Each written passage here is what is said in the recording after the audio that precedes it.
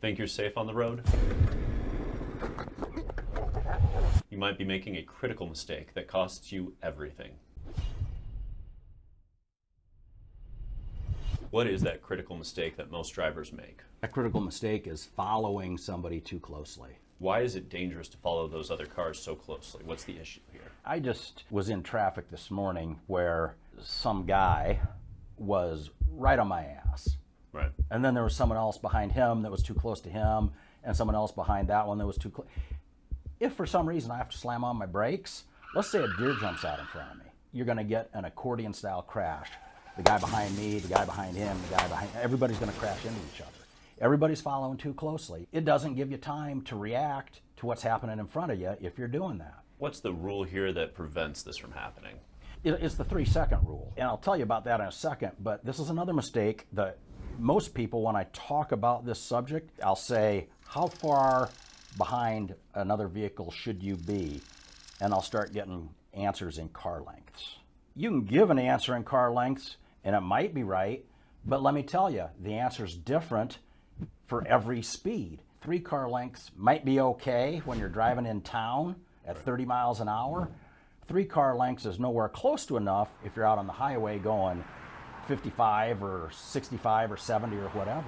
So the 3-second rule will cover you in every situation. You simply make sure you're at least a lag time of 3 seconds behind the vehicle in front of you.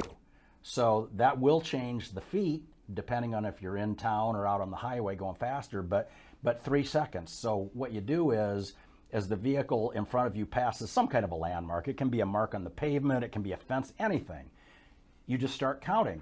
1001, 1002, 1003. And if you get to the point that you started counting on when that other vehicle passed it before you get to 3, that means you're following too closely. You back off. Make sure you got that 3-second safety buffer between you and him. So how does this apply if you're, let's say you're passing somebody, right?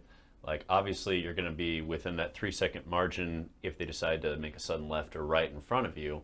Is that an issue? Well, it's always an issue if somebody suddenly does something when you're passing them, especially if it's moving left over towards where you're passing them. Ultimately, number one, if you're passing correctly, that means it's illegal to pass near an intersection.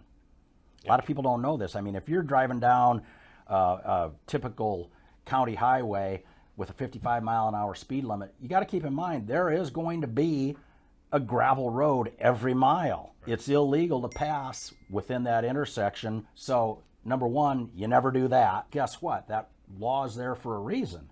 Because if you start passing somebody in an intersection, they might turn left and you're going to get severely injured, if not killed, in that wreck. So you never want to do that. You also never want to pass if you're coming up to a farm drive, for example. Those things aside, now, if you don't have a farm drive and you don't have an intersection coming up, there is no reason other than just pure incompetence for that other driver to be moving left of center. Once you have the opportunity to pass, you signal a pass. You turn on your turn signal just in case you've missed something behind you. And also if the guy is looking in his rearview mirror, hopefully he sees your turn signal, but turn on your turn signal, move into the other lane, honk your horn to let him know you're coming, and then get around it. Once you're around, this is also important. I'm advocating a major safety feature of following at a 3-second interval. You do not want to get back in the lane in front of that dude until you've opened up that same 3-second safety zone. And that was the point I was really curious about was, you go over how far ahead of them do you need to be? So 3 seconds following or ahead is what and it's the exact same logic. It's more compelling when you're on a motorcycle and you're passing somebody, because if you pull in front of that guy with less than a 3-second buffer, and again, a deer jumps out in front of you, you got to pound your brake, that guy's going to smack into you. And you're going to be far worse off than you would have been if you would have just hit that deer at full speed. Unless, of course, you hit the deer at full speed and the guy still runs over you anyway. There's always the nightmare scenario, yeah.